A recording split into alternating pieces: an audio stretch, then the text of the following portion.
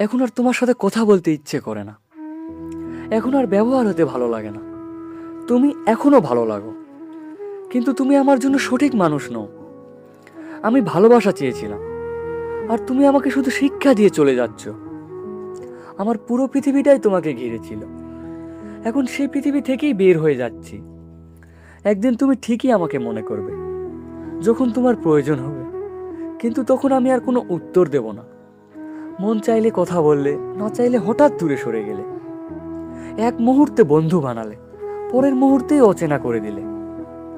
কারণ ছাড়াই কথা বলা বন্ধ করে দিতে, আবার ফিরে এসে এমন আচরণ করতে যেন কিছুই হয়নি। তোমার শুধু একজন দরকার ছিল, যে তোমার সব কথা শুনবে। একটা জায়গার দরকার ছিল, যেখানে নিজের সব কষ্ট উগরে দিতে পারবে। আজ আমি, কাল অন্য কেউ, হয়তো এইভাবেই চলছিল সব। আমরা আসলে কি ছিলাম, সেই উত্তর আমি কোনোদিন খুঁজে পাইনি। কারণ তোমার প্রতি সত্যিই একটা টান ছিল, তাই চাইলেও তোমাকে ঘৃণা করতে পারিনি।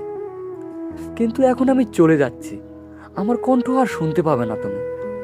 এখন আর আমার ভালোবাসার সুযোগ নিতে পারবে না। অনেক ইচ্ছে করে একটা কাজ করতে, তুমি সামনে দিয়ে হেঁটে গেলে, তোমাকে একদম অপেক্ষা করাতে, তোমার চোখের পানি দেখতে, কিন্তু এবার আর তোমাকে সান্ত্বনা করতে। এখন আমাকেও একটু পাথর হৃদয়ের মানুষ হতে হবে।